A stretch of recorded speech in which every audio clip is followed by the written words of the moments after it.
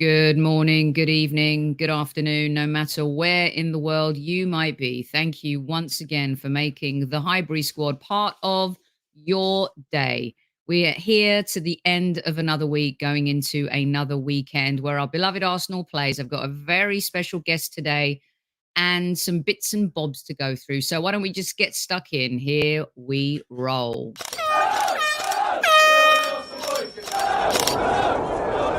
Mind the gap between the train and the platform.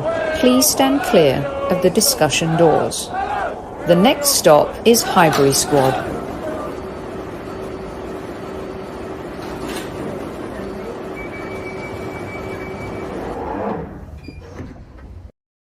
Hello, squaddies. Welcome to the show at ease. Thank you for joining. Pedro getting in on the act here. I'm so happy that we've got him back. Last time he was on, absolutely smashed it, and you guys have asked for him to come back many times. Joining me here, Pedro from LeGrove and the Arsenal Opinion. Welcome back to Squad Central.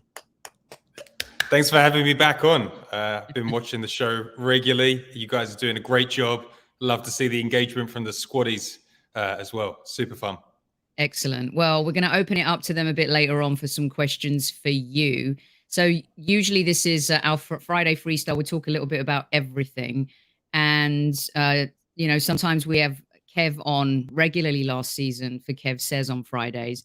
This season, his schedule's a little bit nuts. But he is here, and we do have Kev Says. And I'll tell you guys about that in a little bit. Don't forget to go visit our friends over at ZENITH Coins. Use code H20kids and get your 20% off, the official licensed partner of our beloved Arsenal Football Club. And you can be the owner of this coin, gift it to yourself or gift it to a fellow Gooner. And of course, we have the Highbury Squad coin now. And let me just say, your nominations have come in so thick and so fast, I don't know which way to look. Some amazing stories that we're going to share with you, and some fantastic nominations for people out there who might be struggling in life or doing some great things in life. So if you want to nominate someone, the Highbury Squad at gmail.com. The one person I'm pretty sure won't be winning, and I'm not sure if he's in chat yet, but Newman sent one of his artistic Van Goghs to us. And as you can see, this was his campaign for him to get a coin. And let's just say, he needs to do better and try harder. His obsession with Sue Barker continues, and somehow Mr. Lee Judges is always making it onto the art.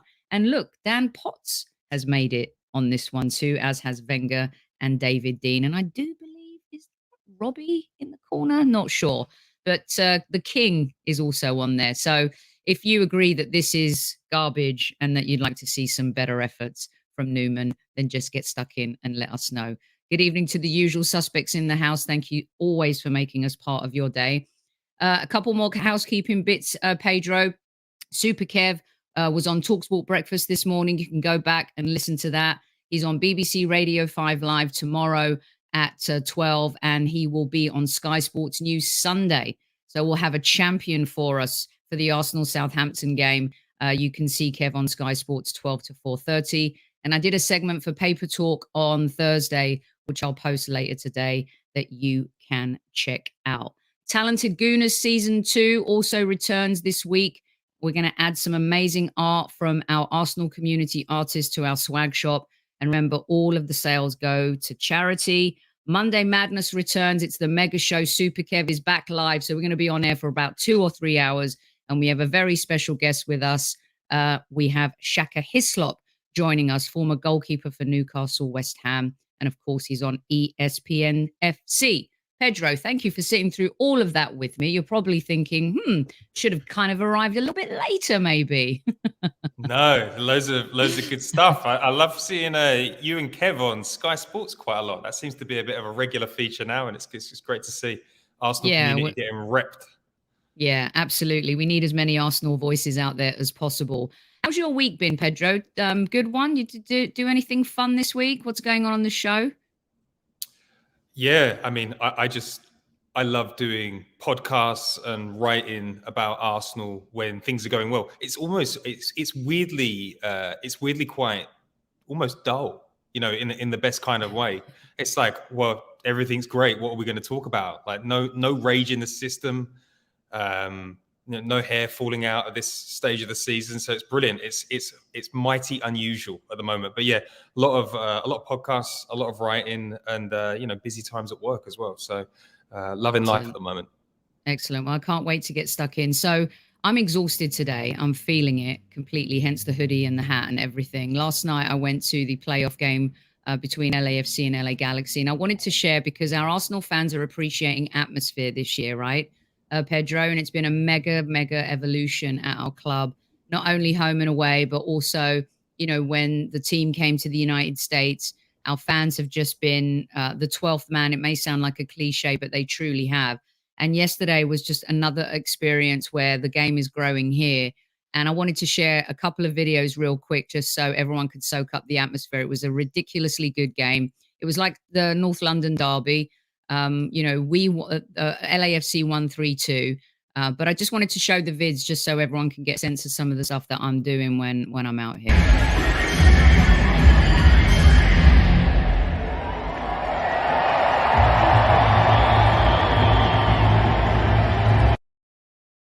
And then this.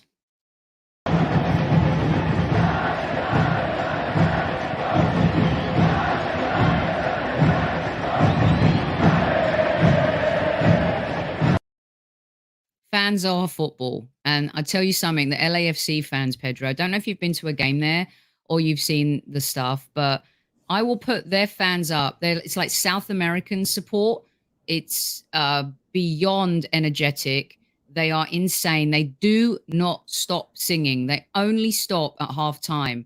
It is so infectious. And then last night was a typical kind of match where they score in the 96th minute and win in front of their home crowd. The place went nuts. I don't know if you saw that, but it's pretty amazing. It looked mental. Absolutely crazy.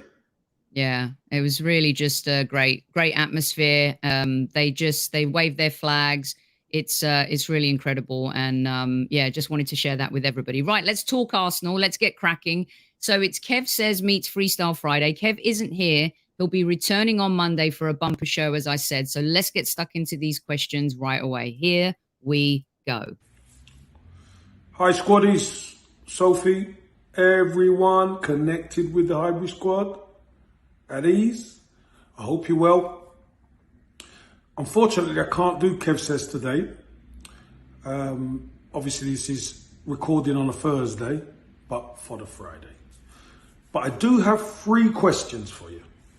And I'm sure, Sophie, we can address them on Monday, because I'll be back on Monday. So, question number 1. Was the Leeds performance significant? That's number 1. Number 2, Gabriel Jesus. Been unbelievable for us. But do we need to do more to allow him to get up the pitch to score goals?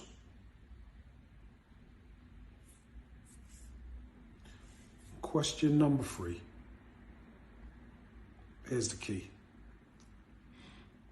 If, and this is a big if everyone is fit, what is your strongest back four? If everyone is fit. Okay, squaddies. Listen, sorry I can't be with you, but I'm keeping an eye on you. Sometimes I can get in the chat for a little bit. Sometimes I could watch a little bit. Sometimes I could get on. But I've just been crazy busy. So, look after yourselves. Take good care. And I'm sure Sophie will have her 5/6 questions for Monday Madness. But I will deal with these as well. All right? Kev's observation. If you haven't watched it, watch it. Look after yourself. Soph, squaddies, and everybody. You know what comes next. At ease, squaddies. Come on, you Gunners! This is It's a never lot a of good thing energy. when I listen to that at 4 o'clock in the morning, Pedro. It's really bad. All right, let's get stuck in. You take it away. Leeds first. I think the Leeds performance is a positive for Arsenal. I don't think we win that game this time last year. We dug deep. I think sometimes there's a little bit of sports science in there that fans aren't really paying attention to.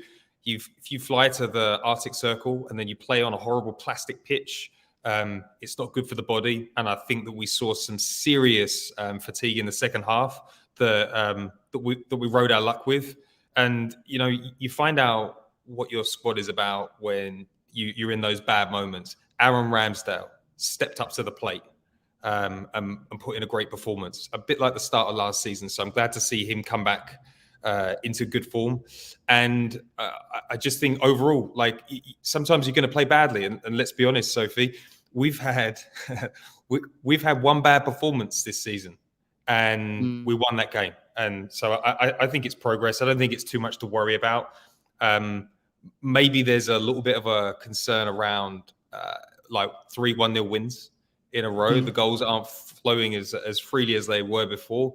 But listen, I'll take 1-0 to the Arsenal. But yeah, no major concerns. But hopefully we have a big performance against the Southampton that are on their knees at the weekend. And then we can sort of lay to rest the last 3 games. Yeah, and we'll definitely get your opinion and thoughts on Southampton towards the end of the show. And, I was talking to Andrew Arsblog earlier this week, and there was an article that Michael Cox had written in The Athletic talking about it's not resilience. Arsenal were just lucky because they did so many things wrong. But I also think that resilience is a massive new part of Arsenal's mental capacity, Pedro. And I just wanted to get a very quick thought on that in terms of, yes, we rode our luck. And, I was at a game last night where both teams rode their luck. And in the end, it was fine margins and inches. But I thought that we were resilient as well. An unfair kind of column, I thought, on this occasion from Michael. I'm not having that. Like Leeds have 4 shots on target all game. I'm not hearing the luck train, and like there's an element of luck in football. Like Liverpool have had the luck going with them for years. Manchester City get a lot of luck. Like big teams get a lot of luck because they make it work for them. And I would just say that that's just a standard win that big teams get during the season. It's not I don't like those sorts of opinions because you could say any game was lucky. It can't be pretty all the time. It can't be pretty all the time, can it? And let's one other thing to consider. Like we've just beaten Liverpool, we've just beaten Spurs, and I don't think people understand the mental weight of those 2 games, and like the drain that comes out of the system when you have to go into a not so sexy game after. Like there's a lot of emotional baggage that come with those games. So I'm not having Arsenal were just lucky because you don't say that about Liverpool, and we haven't been saying that about Spurs all season either. Spurs have been playing like that all season, and people are saying, "Oh, they're winning, and they're just about to get into gear." That's what the Athletic have been saying. But when Arsenal have one game like that, it's all of a sudden riding your luck. Not having that. Yeah, I agree. And also the other thing too is amazing, isn't it? That Manchester United beat us, they beat Tottenham, and they beat Liverpool, and they get kudos, whereas we beat Tottenham and Liverpool, and the narrative is always different. But we're going to focus on the positives today. Newman wants to know if you live at the Emirates. Where are you? I am at the 28th MLS franchise, St. Louis City. This beautiful stadium. Nice. That's our new stadium. So I'm beautiful. This is where I work. And this reminds me a little bit of like Highbury back in the day. All 4 corners are open, beautiful pitch, nice, tight and compact. I'm in St. Louis for the franchise that goes live in March 2023. So we'll be coming to your neck of the woods. Come on, Pedro, let's do this. I love it. It's going to be brilliant. Absolutely brilliant. Okay, so the second question, I'm really happy that Kev asked it because I had brought this subject up to him in the sense that we've all been lauding Jesus, and he has been a revelation. He's changed the mentality of the team. his work ethic. He's brought a winning attitude to the dressing room. You can see on the pitch, he never gives up. What he does off the ball is incredible. However, I said to him, I don't want him to sustain that throughout the entire season, because there's been moments where we've had like an offensive opportunities and he's not in the box. Or I thought that was very different against PSV, and I'm really bummed that he didn't get a goal. But what is your take on Kev's question about Jesus, Pedro? And are you a little bit worried about this? Talk me through that a little bit. I think that I think there were a couple of considerations here. I think he had a bad game against Leeds. It was kind of like the Lacazette. You know, he had the ability to link up play in that game, but maybe wasn't in the box as often as he should have. But I think he's played a lot of games, and we have to remember he's been a bit part player for 5 years, and all of a sudden he's the main man, and he's playing 90 minutes 3 times a week almost. I think it's going to take a little bit of getting used to. And I was glad to see him a little bit more vibrant last night. He looked healthier, so I'm not really too concerned about that. And I think part of his game and part of the magic of what he can bring, he can do everything that Lacazette could do last season when he was on form, and he can do everything that Aubameyang can do. So he can link up play and be and have the physicality to get in the box. But I think there's been a little dip physically. And I think we'll probably see the same for Zinchenko, but I'm not overly concerned. I've been more concerned about the finishing, to be honest. It's been a little bit rusty. He's had some good opportunities. It's not quite there, but like, listen, we knew what we were buying when he came in. He has a lot of chances. He has big misses, and he scores amazing goals as well. So he's not quite Haaland levels of finishing, but I still love him. Yeah. Are you concerned a little bit at all about him getting frustrated? I mean, you know, Kev always talks about, you know, strikers, they just want to score goals. They want to be put in opportunities to score goals. It's so funny because, you know, I think you saw here before the Europa League game, there was a comparison between Cody Gakpo and Haaland, and a couple of the pundits had chosen Gakpo over Haaland because of what he does, you know, in terms of off the ball and his assists versus just banging in the goals. And are you concerned at all that he's having to compromise a lot for the team, and that taking away too much of his own identity and what his pure essence is as a player? Is that something that you are worried about at all? I kind of feel like the role that he's playing at the moment is the role that he wants to play. You know, he's there was a Tim Vickery wrote an article about him that, you know, he had a really bad World Cup. And he was asked whether he was a striker, and he said he didn't know. And I think that he likes to play out wide and be a provider. I think he likes like dipping into that almost number 10 role, and I think he likes scoring goals and occupying defenders. So I'm not really concerned that he's giving up too much for the team. I think that Arteta needs that from a striker. So I think that he just needs a goal. I think that he needs a goal, and like everything that I hear about him from people at the club is like he's just bringing this ultimate winner's mentality, and that frustration on himself at not scoring a goal every game. I think that's something that we've lacked over the last few seasons. So I'm enjoying watching him at the moment. I think the main concern is that he doesn't kill himself, because he doesn't have a 90%. He does it. He's 100% into everything. You know, he's getting bookings left, right, and center. He never stops. And the worry would be like, what's the level going to be in the team if it's just Eddie? And you know, I love Eddie, but there's a big difference between Eddie and Gabriel Jesus. Yeah, there is. He's one of those that it's kind of like Rudy, the character, or Rudy, the story of Rudy.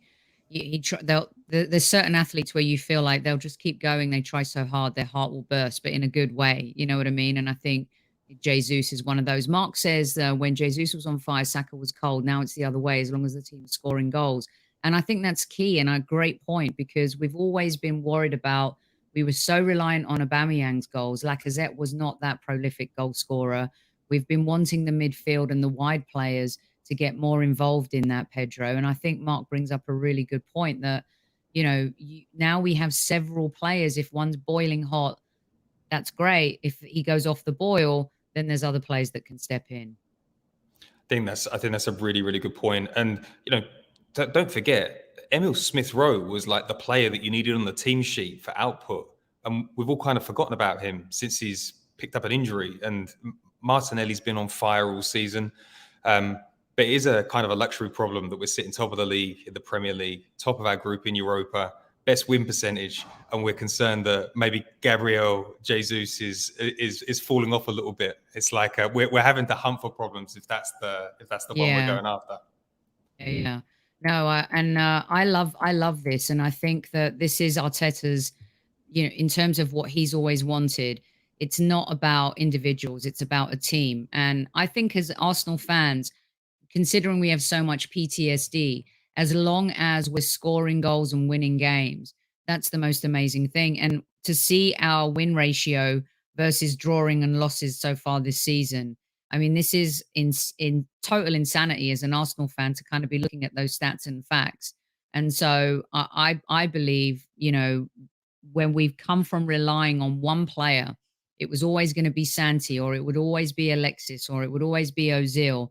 Now we're in a position where we've got a lot of different players who also not as apathetic as some of those players who are stepping in and stepping up. So yeah, I'm in total agreement with that. And the Southampton game, I think, is the perfect example of where he could bounce back and get a couple of goals as well. And you know what? Even though this is his celebration, here is a player who never ever phones it in, and his enthusiasm and the love that, he has brought to his teammates is just quite incredible. Okay, so question number 3 from Super Kev was about when everybody is fit. How does that defense look for you, Pedro? Yeah, it's a tough one. But I think going on our best sort of defensive performances of the season, I think Ben White is the most informed right back in the league at the moment. It seems like he likes the ability to roam. We never really saw him carrying the ball that much. I know that he had great carrying stats for Brighton. We didn't see a lot of that last season when he was a centre back, but I think he likes the ability to get forward. I think he's getting better and better with every game. So he would be my right back. I think Saliba and Gabriel are the centre back pairing. I can't see them moving at the moment. They've been there's been a few errors in the system, but considering the average age of them is like 22 and a half or something, I think they're an unbelievable partnership that's just going to go from strength to strength. I love that one of them's already tied down to a long-term deal, and I've no doubt that Saliba's going to put pen to paper. I can't imagine what the number's going to be, because there's not a hotter defensive prospect in the world at the moment at any level. And then at left back, I mean, how can you look past Zinchenko? I mean, he's got it all. He gives us so much control, gives us different options.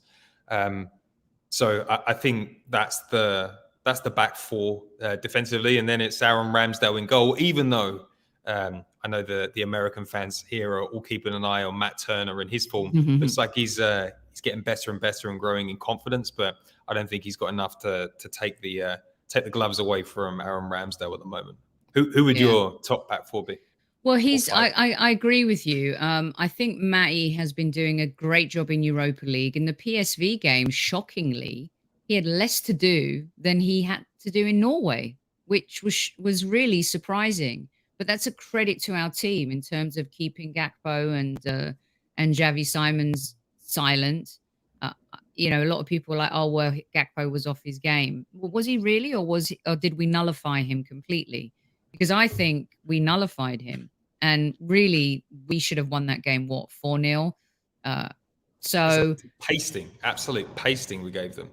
Without the goals to kind of shout about it. It was a very, very complimentary scoreline for them, and we'd been worried about that match. And of course, a lot of the Ruud van Nistelrooy history comes into play, and him riling his team up, and what the Arsenal rivalry meant to him. But we totally nullified them. But I think also, I don't know if you saw when I did Paper Talk on Sky, they were talking about Arteta's presser before the game, but also Matt Turner was asked a lot of questions about Arteta. And he said in the 6 months, he feels like he's a totally different goalkeeper.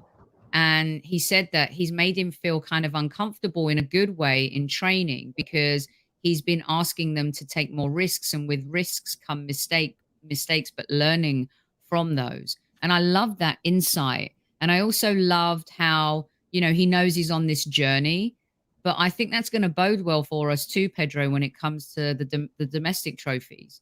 And I think he'll play a massive part in that as well. And we need Ramsdale to be fit and lean, for the whole season. Would you agree with the fact that Matt kind of came in maybe a little uncertain? And, I think playing from the back, he's brilliant with his arm, actually, and doesn't get enough credit for that as well. And in terms of, his feet, that's something that is going to continue to evolve. Yeah, I mean, when I was asking the fans here, what do you think of Matt Turner? They were saying he's one of the best players in MLS. And obviously that's what attracted Arsenal to him. They've seen something. His shot stopping is incredible. His penalty save ratio in MLS was unbelievable. And one thing that we tend to forget, probably because we haven't had elite level coaching for quite a while at Arsenal, is top coaches make players better. And top players with great mentality, doesn't matter how old they are, if they want to learn new tricks, they will learn new tricks. And I'm kind of taken by Matt Turner's character.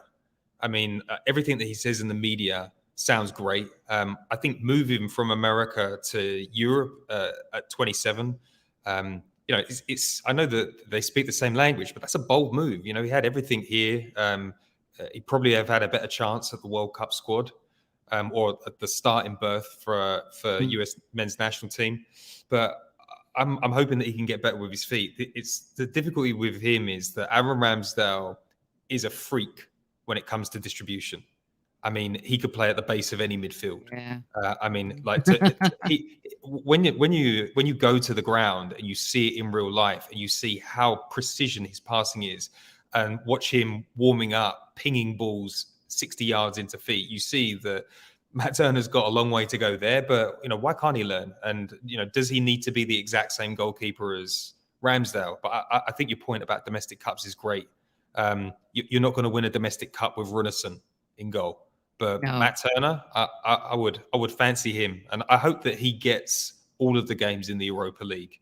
Like if he's going to Norway, he should be going to Barcelona in round 16 or whatever, Yeah, he also said, I think Tom Canton spoke to him after the game in Norway, and he said that he's been given no guarantees from Mikel that if it gets to the latter stages that, he's the goalkeeper that starts. And I love that ruthlessness about Mikel. He's, you saw again in the game yesterday, things get a little bit uncomfortable or we need to stay on our toes. He's making those subs. It's about that game and that game only. And I think that bodes well for how we're not looking too ahead and we're not looking too forward either.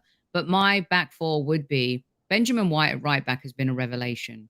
Gabriel and Saliba in that centre-back position has been incredible. Zinchenko, you saw, Kieran Tierney's a good player. I think he's an important play for us in terms of, look, what's happening with injuries and, he's been hit hard with those.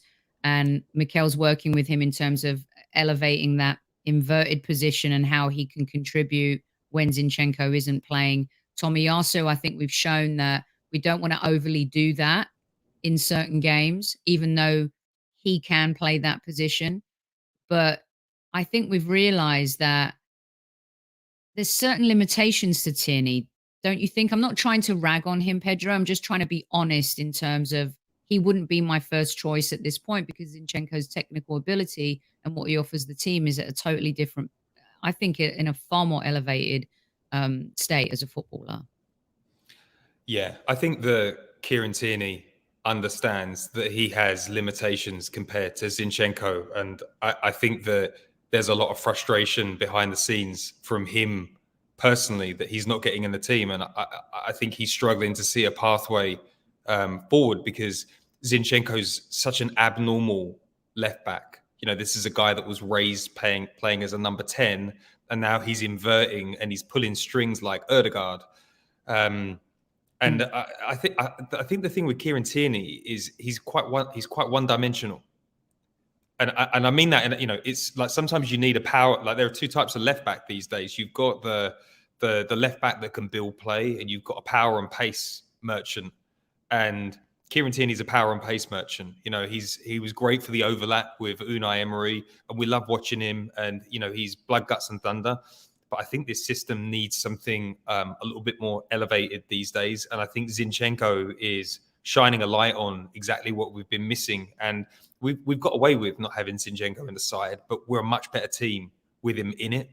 And I guess the other thing is like Kieran Tierney isn't a winner in the same way that Zinchenko is. And I just mean that from an experience perspective, not like a mentality. But when you've got a four-time Premier League winner at left back that can do all of the things Kieran Tierney can do and more, I mean, like it's looking bleak for Kieran Tierney, and I wouldn't be surprised to see him go next summer and us pick up somebody else. Yeah, and I think he's a play that we could cash in on. And with the injury issues as well, I don't think Arsenal fans would be adverse to that type of deal happening. And look, he came at a time at the club where we needed his character, his personality, his tenacity, and he elevated that position. And I don't think it's respectful to say, well, it was an easy bar with Kolasinac having played in that role. I just think he's a little bit old school. You know, he's more Nigel Winterburn than Gael Clichy, right? He's more that ilk than Zinchenko. There's nothing wrong with that, but in an Arteta team, I just don't think that works as well. Yeah, and now we've seen what the possibilities are with left back. I'd imagine that Arteta's thinking, well, if we drop significantly without a left back that can build play, then we should be cashing in on players. And that's part of the pain of being a top club. Like, not everybody wants to sit behind a player. And, you know, we could definitely get 30, 40 million for him. I think he'd be a great left back somewhere else. And I think the thing that's really killed him overall is he's just not reliable. And I don't think Zinchenko would be here if Kieran Tierney was capable of 50 games a season.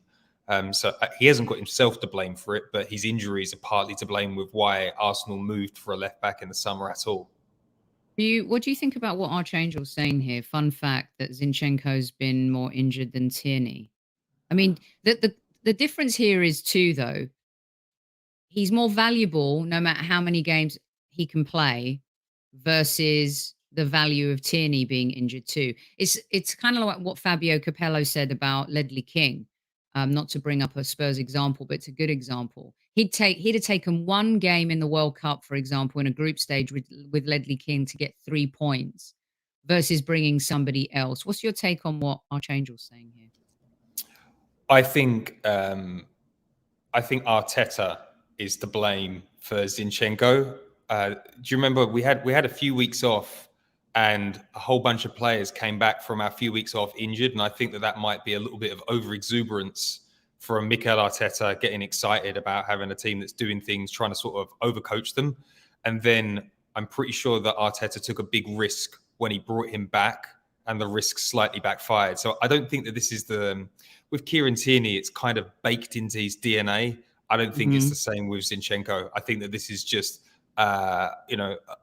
a little bit of overplaying at the beginning and not managing his fitness and then taking a risk. I think it was the United game that we took a risk and it paid off. No, it didn't pay off. Was it the United game? I can't remember the game that he came back for, but I think that he was a fitness issue. Zinchenko played in the United game at Old Trafford this season, you mean? Yeah. Yeah. But, I mean, Zinchenko I think we had a couple of issues in that game. We played a very high line, of course, and there were a couple of plays that lost possession that led to the goals. But yeah, no, everything evolves. We want the team to evolve, and players come in and they elevate positions, and that's what we want. And what I love is that there's a ruthlessness at the club now. If you don't meet the requirements of what the standards are, then you're not going to play, or you will be sold. And I like that because we've wanted that for so long, and it's been so long, and it feels so refreshing that we're not enabling players anymore, and that the team picks itself, but not the way it used to pick itself. There's a big difference between those two things. So we were talking about the defense, and big news today that this man has signed a long-term contract. Did a show a couple of weeks ago with Tom Canton where we kind of started defending him, Pedro, because fans were coming at him saying that, he's a liability, that he needs to be careful, that, he can cost us games. I've always said that he's the beast and William Saliba is the beauty. And then when you add Ben White on the right-hand side, these three are just pure magic for me right now. What's your sense on this new contract? He says it's one of the greatest moments of his life, Edu, and Mikel, of course, waxing lyrical about him. He's a great teammate. I love his tenacity. I love how he goes at people on social media as well. I'm a huge fan. Any concerns? What do you think about the deal? I think this for me is about more than just Gabriel. It's about Arsenal's momentum. We've tied a 24-year-old defender that had the interest of Juventus in the summer. The player is obviously really happy at London because he came out and 3 years ago, if Juventus came knocking for any of our players, they'd be like, I'll have a bit of that. But they all feel like they're part of a special group. But Arsenal were just moving quick on these contracts. Edu and Arteta have not messed up a single contract. And I do not include Amari Hutchinson in that equation. I think Gabriel has made mistakes this season. I think the criticism that he's had is fair. In the same way that we criticised Aaron Ramsdale at the start of the season for not really hitting the level. Like, he's definitely got some things to work out. He gets a little bit emotional. But he's only 24 years old. 24 is very young for an established Premier League centre-back. And I think that your beauty and the beast comparison there is apt. Gabriel does a lot of the dirty work. He's not breaking lines in the same way that Saliba is. And there's always one player in a defensive partnership that doesn't get the flowers that they deserve. You've got Kolo Toure and Sol Campbell. There's always one player. Talked about Vidic and Ferdinand a lot. Yeah. Vidic and Ferdinand is absolutely perfect. I just think that people need to understand that a 21-year-old and a 24-year-old doing what those two are doing at the level that they're doing is just unbelievable. Like, they could be our defensive pairing for the next 10 years. So it feels like it's going to be a bit of a domino effect as well. Gabriel probably speaks to the other two Gabriels. So I'm sure that they're all understanding that, hey, we're going to be here for a few years. Hopefully that means Saliba is excited about the project. And then, this is the fourth most important contract at Arsenal at the moment. We've still got 3 to get through, but the signs are positive. I think Arsenal feel unified. The mission is clear, and everybody in the backroom team seems to be doing their job so well. I mean, I had my reservations about Edu because he was very much clouded in all of the murk the Raul Signelli brought to the club. But since we cut that dirty man out, Edu seems to have come into his own. He's doing the job, he's getting deals done, and he's delivering. So I'm really, really excited that Gabriel signed a new deal, and I hope every Arsenal fan is. This is what it's like to be at a well-managed club. Exactly. Like, the trickle effect is important, isn't it? You stated that brilliantly in terms of the business that we've done in the past, a lack thereof, losing players on frees, giving players away. You would hope that what they're selling, this team's buying, because what I'm seeing so far in terms of how we're playing, they're buying into whatever it is Arteta is doing. And Edu is a great support to that. And when Edu came into the club last summer, I don't know if you remember the interview, but he talked about, he came in and he's like, everyone seems so comfortable, like, for a loser team in the Premier League. And the thing that blew his mind, which is why I think he could see the nonsense with Raul, right? And he said that people were okay with the mediocrity. And I think that's when his fuse was totally lit, Pedro, where he was like, no, this is unacceptable. Fourth, okay, it's been great being in the Champions League for 21 years running, but we've done nothing to grow from that in Europe and in the Premier League in terms of being competitive and challenging. And I know Mikel deserves a lot of credit for changing the culture and bringing fans together. But I do also think that Edu has had a massive part to play in that. And there are a couple of really big clubs, Fabrizio Romano reported this week, that are looking at him as a technical director of football. And we're going to get this a lot with him, with Arteta, with our players, which is a beautiful position to be in as a club. But I think that there's a project here that they don't even think we've scratched the surface on. Would you agree or disagree with that? Yeah, I agree with that. I think that Fabrizio Romano gets used by clubs as much as he uses the clubs. So the Arsenal will be Edu will probably be feeding things into him to make sure that I'm imagining that And Edu's why not? contract is up for renewal. Fair play to him, but Edu now has receipts. He didn't have receipts under Raul. He can say almost every player I've brought in since Raul left has banged. Every single one of them. And everybody doubted us. I'm working on low budgets. I'm working on high budgets. I'm not missing. Like, he hasn't done very well at getting rid of players, but I think, who's going to, well, I say who's going to give Aubameyang 350 grand a week. Two clubs have given him that. But I think I think part of being successful is people are going to be looking at the people delivering that success. I don't think Edu can't leave Arsenal until we have a big trophy. And I don't know why he would want to leave until he's delivered another Premier League trophy. And I think Mikel Arteta, like, let's be 100% realistic here. I've sat in conferences with Manchester City ownership and listened to them talk about their multi-club strategy and how when they sell players and when they lose coaches, they always keep an eye on them because they want to bring people back into the family that get the system. Mikel Arteta, he will be the number one name when Pep Guardiola goes, and Arsenal had better make sure that they're funding him because he is a best-in-class he's the best young manager in the world right now.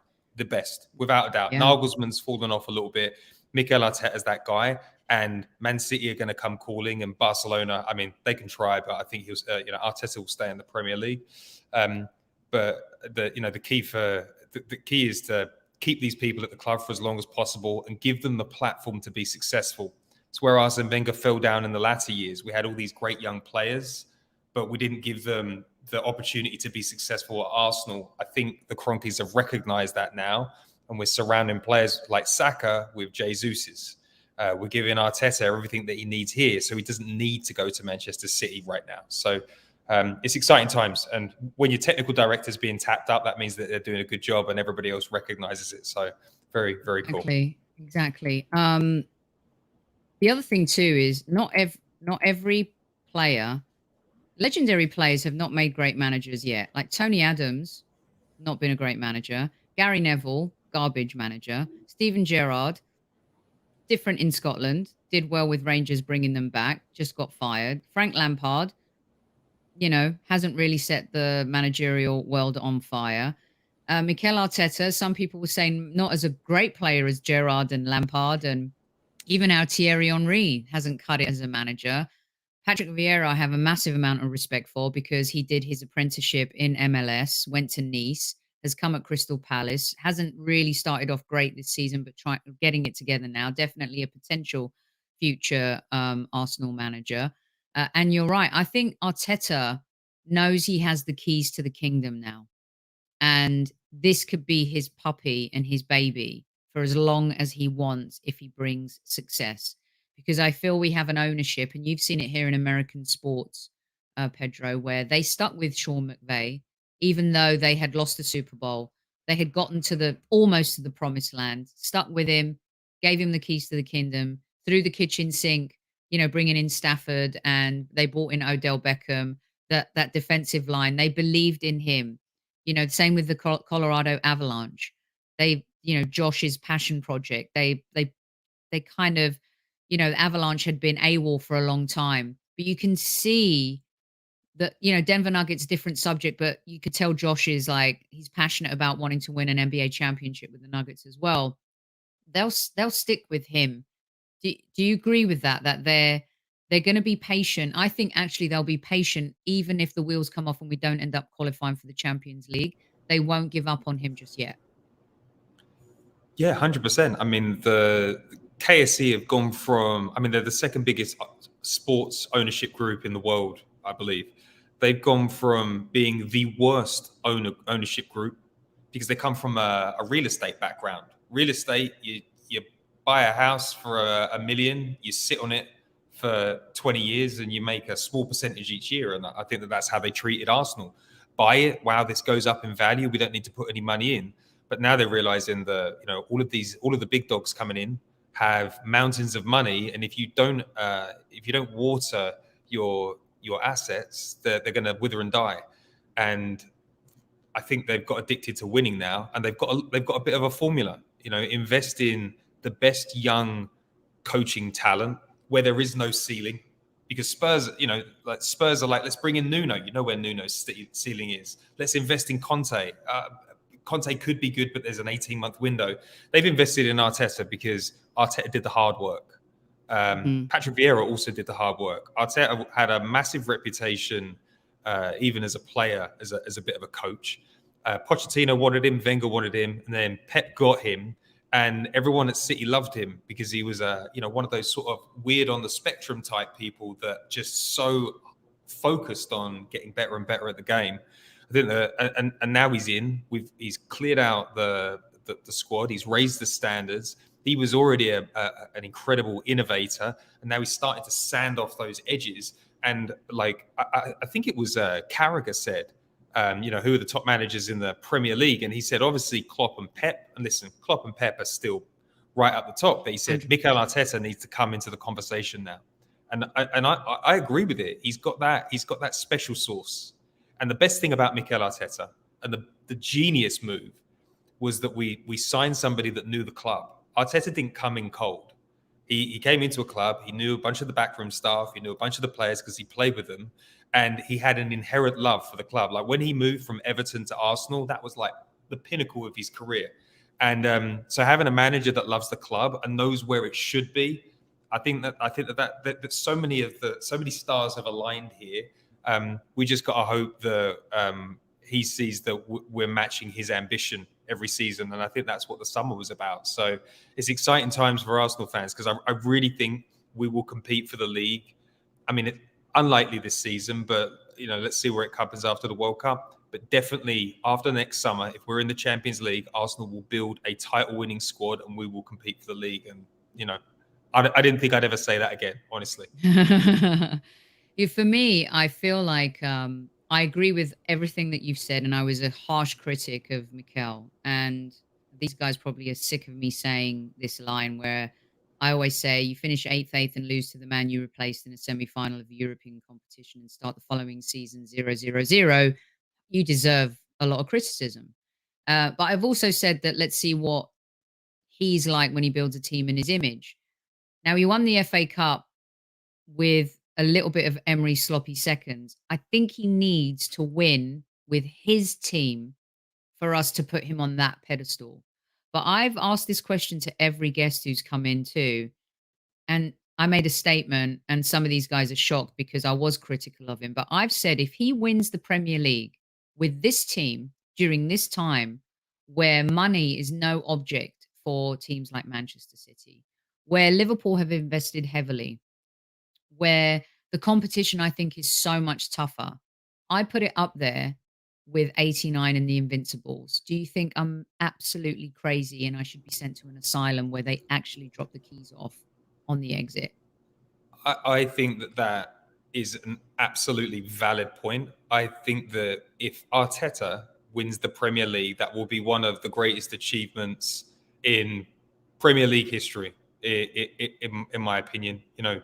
Obviously there's like the Leicester miracle, but you've got the Saudis, you've got the UAE families in there, you've had Russian money flooding the league. To take Arsenal from where they were eighth to first would just be incredible. And a lot of things have to align to make that happen. But we've got a golden generation of kids coming through. I'd love your opinion on this.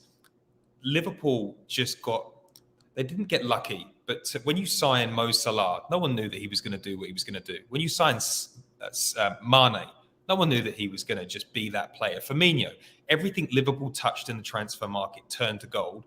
And then all of a sudden your winning streak ends and you've got Darwin Núñez, who looks like a clown show. Everything that Arsenal have touched over the last 2 seasons seems to have turned to gold. Like, we're not having misses.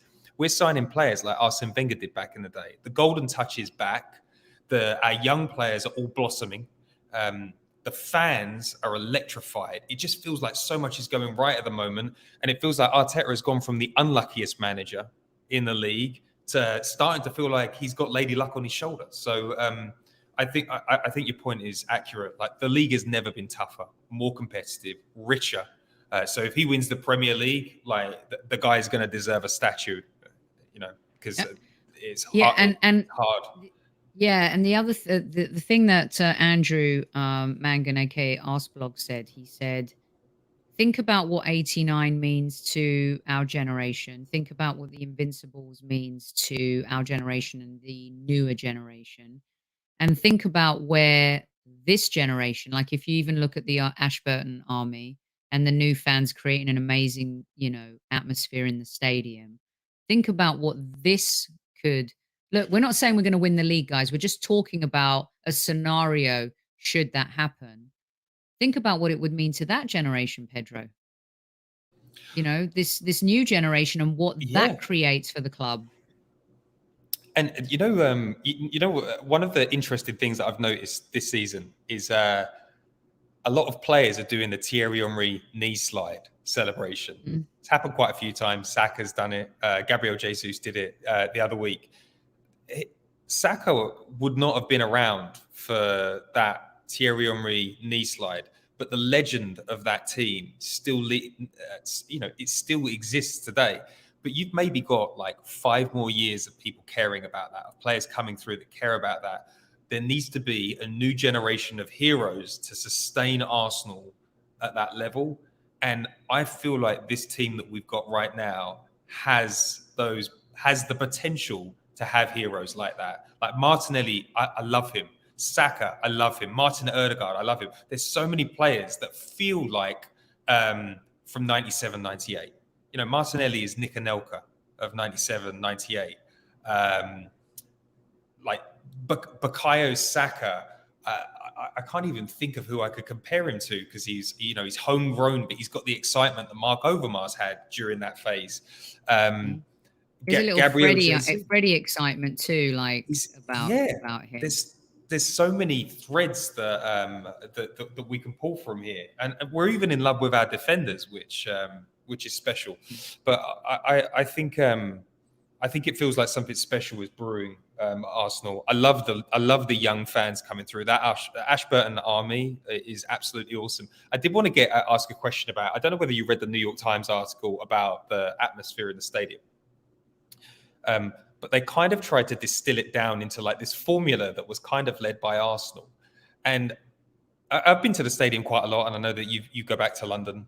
I kind of felt like the new atmosphere in the stadium was just driven by, I don't know what the one thing is, but I didn't really feel like it was because Arsenal just suddenly decided as a leadership group they were going to let our fans sing. It feels like it was like a reaction to some of the YouTube culture that was going on. The Arsenal fans were like, there was a moment where they said Arsenal fans were cheering Man City goals. And it felt like that was a turning point. And Arsenal fans were like, no, we're not having that. And we were going to cheer whatever happened last season. And everything snowballed from then. I just wanted to get your take on like what you thought. I haven't read the article. Demsek, one of our OGs here, has. And I'm going to read it. But when I was there, so even as recent as I was there for the Europa League game against Olympiacos, it was a really cold Thursday night in London, and Tsimikas tortured us that night. And it was one of those horrible nights where some fans weren't turning up for those games, right? And fast forward to last season, where I went, and things started shifting a little bit. And it was amazing. It was a great experience. When I went this season, home and away, and I'll be going back in the early part of next year, it was ridiculous.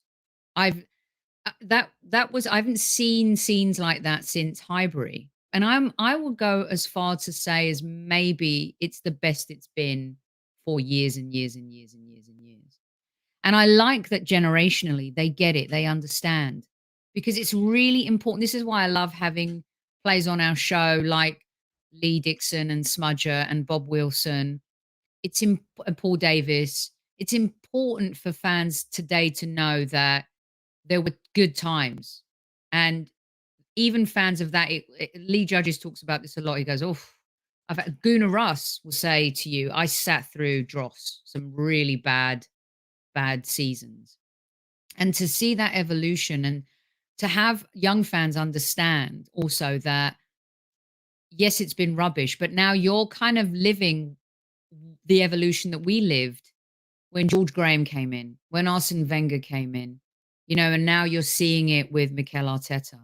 And I look forward to reading that article because I think it's really important. The home support was crazy. I've never seen us just sing continuously like that, Pedro. And going away at Old Trafford, even though we were losing, we were still singing. Saliba scores an own goal. Could you imagine that 3 seasons ago, how that would have gone down? Would have been awful. And it's even improved online. Like online took a while to catch up with it, but now it's like people getting shut down for trying to attention seek by saying Arteta out after we go 1-0 down or whatever. But it's great as well because it's like I went I was season ticket holder all through the sort of bad phase of the Wenger period, and it was so toxic. And it was almost like a drag to go to see Arsenal. And it just feels like everybody at the stadium, everybody was just like, Arsenal should be a joy. And I'm just going to enjoy it.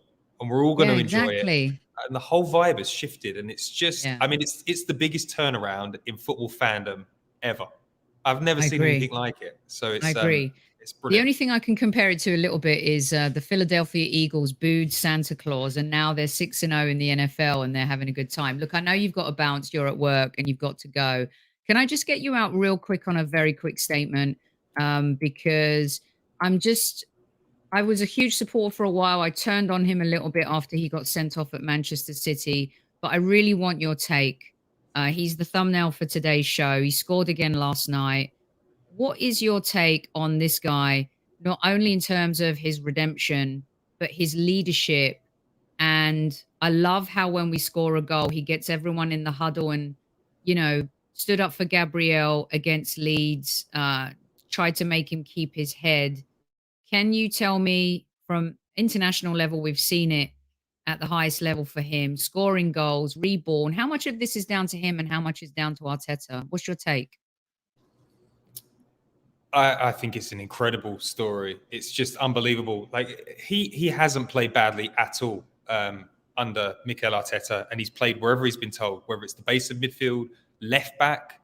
He had a pretty good stint, and I think the All or Nothing documentary was fantastic for him. I think everybody started to realize, oh wow, this guy loves the club.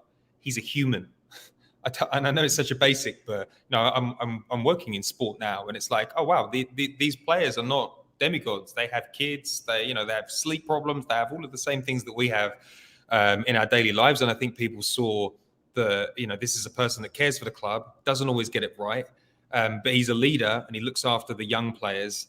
And then, who does he think he is, showing up into the Premier League as a number 8 in his first season in that role, putting in 9 out of 10 performances every single game? I mean, that little flick that he did last night for Jesus, the commentary team on Paramount were like, did he mean that? He absolutely meant that. I think it's been sensational. He's genuinely like a top 5 number 8 in the Premier League at the moment. He looks like he's enjoying his football, and there is no one in that starting 11 that deserves a Premier League trophy more than him. And I love that he's got his own song as well. It's like fans have gone 360, but it just goes to show you, it's like, fans want to love their players. And if you put in the effort and fans can see it, there's always a way back. So, a beautiful story. Absolutely beautiful. Excellent.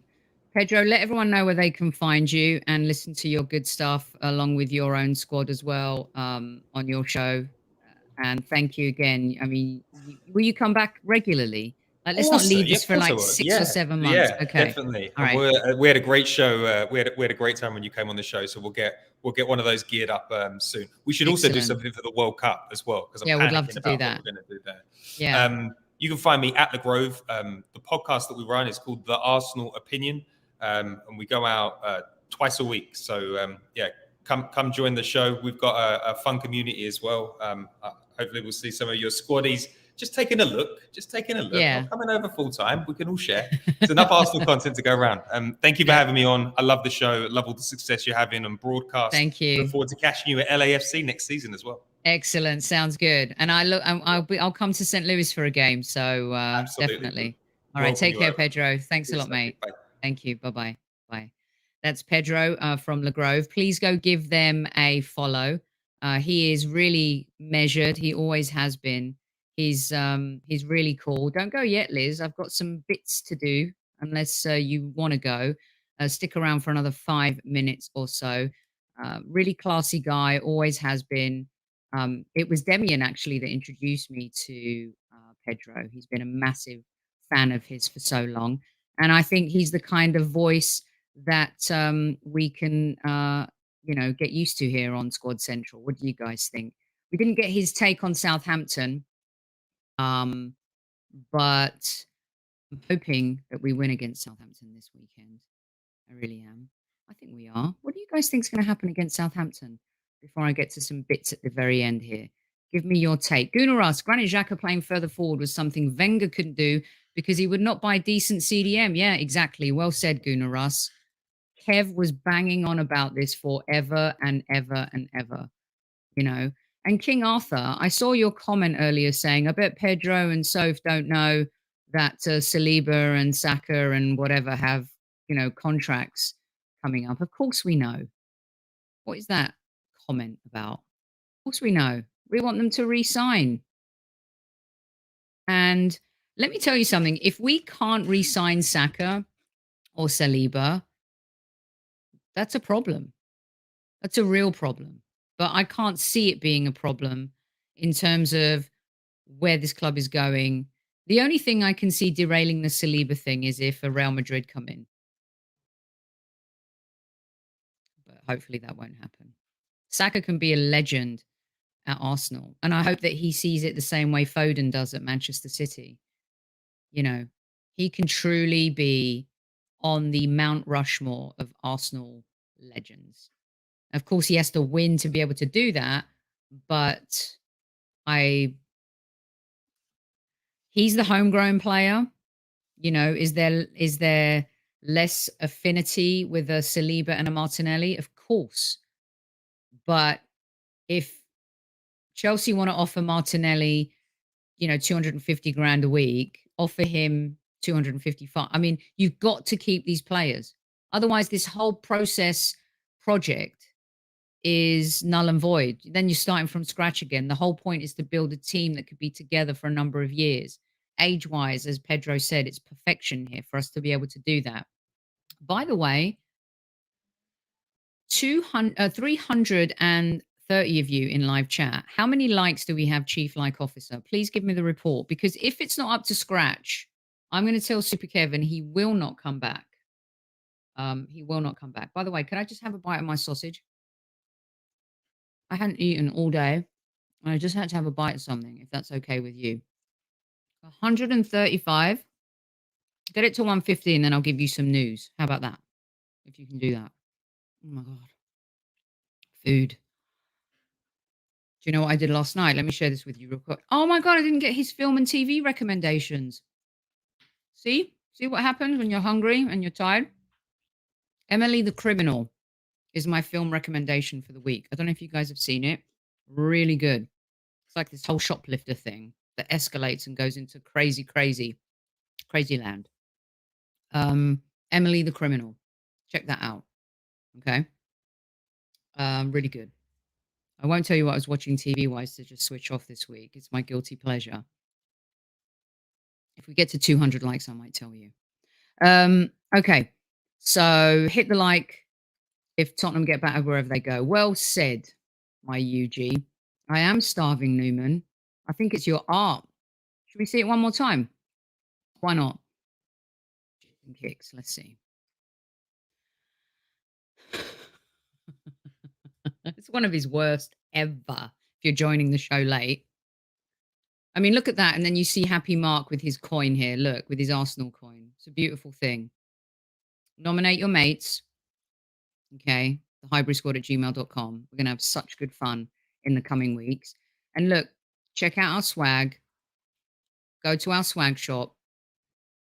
We're doing some fun stuff this holiday season, and we're going to add art from Ruth Beck and scene sketches, and Talented Gooners season 2 is coming out this week with a very special guest who I'm not going to announce yet, but let's just say he did an incredible piece on Arsene Wenger, and we're going to have a lot of fun with him on Wednesday. So, please check it out when the show goes live on Wednesday. It's going to be brilliant. Talented Gooners season 2. If you know a talented Gooner and you would like them showcased on the show, just email me, the Highbury Squad @gmail.com. I don't understand what you mean, Arnie. Why should we if we don't get one? Are you talking about the coin? We know what you mean. Well done. Chewbacca was hidden. Okay, so we also have now. You remember how you guys have been really furious and fuming at Jamie O'Hara and Jason Cundy, right? So on November 1st, let me check my note. On November 1st, it's going to be an earlier broadcast at 1:30 p.m., which means it's at like something ridiculous, like 5 o'clock in the morning for me. But here I am because I just want to give you guys the best.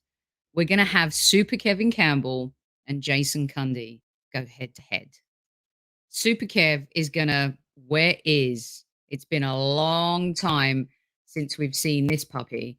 But let's just say I think some of this is going to be going on that show. And we may even do a little bit of this to Cundy. You know what I'm saying? Just saying. And you know what? We like to face our enemies head on here at Squad Central. And he will be coming on to try and justify some of his recent comments about the Arsenal before the Chelsea game. All right? Yeah, it's going to be a good one, Chief Like Officer. He's going to brock. I'm telling you, Kev is not going to relent. And we're going to have a bumper Monday Madness show for you. It's Monday Madness, Monday Madness, the mega show. We're going to be on air for a fair bit. As long as we want to go, come prepared. All those listening on replay, thank you so much. Leave your comments in the comment section because Super Kev is going to address every single one of your responses. Anyone listening on our audio platforms, iTunes, Spotify, and Acast, please let us have your comments too. He's going to answer all of them about the Leeds game, but mostly about Jesus and what that defense looks like when everybody is fit. All right. And we're also going to have Xhaka Hislop on the show with us for the first half an hour. So you're not going to want to miss that. Great goalkeeper, one of the nicest guys you will ever meet in football. He's currently on ESPN with Sophie Nicolaou. And we were having a little bit of a laugh when we were texting back and forth about us beating Liverpool. And Xhaka was joking. I said, is he over it yet? And Xhaka was like, no, I don't think he's ever going to get over it. So we've got Monday Madness, the mega show. We've got Xhaka Hislop coming up. And then Super Kev is going to address all of your questions. Soak him up while we have him. As you know, he's been traveling and he's been really busy. But he's going to be back live on that show. And we're going to welcome him with open arms. Super Kevin Campbell. How much have we missed him? We've missed him a lot. He is a top bloke. Well said, Lynn. Yes, Kev can brock off. I love that. Brock off the sea and just turn him into Jason Undy. I love you guys. Let me see. What else do I have on my list? Don't forget, Kev was on TalkSport Breakfast. Go back and listen to that with Natalie Sawyer, wonderful Natalie Sawyer and Dean Saunders. He's on BBC Radio 5 Live tomorrow at 12 o'clock. He's on Sky Sports News at noon on Sunday. I'm going to post my Paper Talk segment from Sky Sports News from Thursday. And that is about it. Do you have anything you want to add, my little treacle puddings? Is there anything that you would like to say? Southampton tomorrow, I fancy a win. I actually think that we can win that game 3-1. We have to win that game. It's important that we keep the momentum going. And another statement, performance from the Arsenal would be great. At this point here, we'll talk on Monday a little bit with Kev about performance versus results. You know, Kev has always said, I'll take 38 ugly 1-0 wins and win the league. Of course, we don't want to be Tottenham Hotspur. By the way, Danny D blocked. You're welcome, everybody. Sunday. Did I say? What did I say? Yeah, we're playing on Sunday. 4-1. UG tried to chat up Natalie Sawyer once. I still have the bruises. Dang. Wow. Amazing. I'll tell her about that next time. Right, that's it, Treacles. Enjoy the football tomorrow. Have a great Friday night. My film recommendation for this week is Emily the Criminal. I hope you guys watched The Outfit. If you did, let me know what you think about it. Email your nominations for the Highbury Squad coin. We are going to be the gift that keeps on giving this holiday season. Our good friends at Zenith Coins are just a wonderful, wonderful partner. Don't forget Talented Gooners 2 out this week. Go to Zenith Coins, get your discount HS20. The link is in. Let's just see Vinny for a second because I love my boy, my little snuggle bunny, and I love you guys. This show doesn't exist without you. It's nothing without you. So have a wonderful Friday. Have a wonderful Saturday. Enjoy the football tomorrow. I will be back post game after Southampton with a guest breaking it down for you. And Monday is where it's at, people. Monday's show is where it's at. Super Kev returns live, and our guest is Xhaka Hislop. Until then, be safe. Take care. Cuddle your loved ones. As you know, Kev, closing the show, would say, don't waste a minute. Don't waste a moment.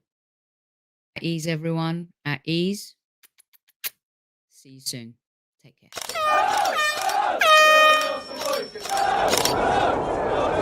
Mind the gap between the train and the platform. Please stand clear of the discussion doors. The next stop is Highbury Squad.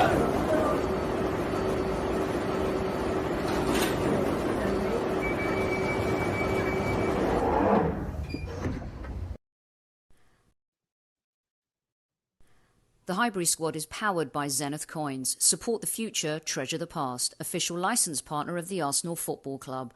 Follow at Zenith Coins across all social platforms.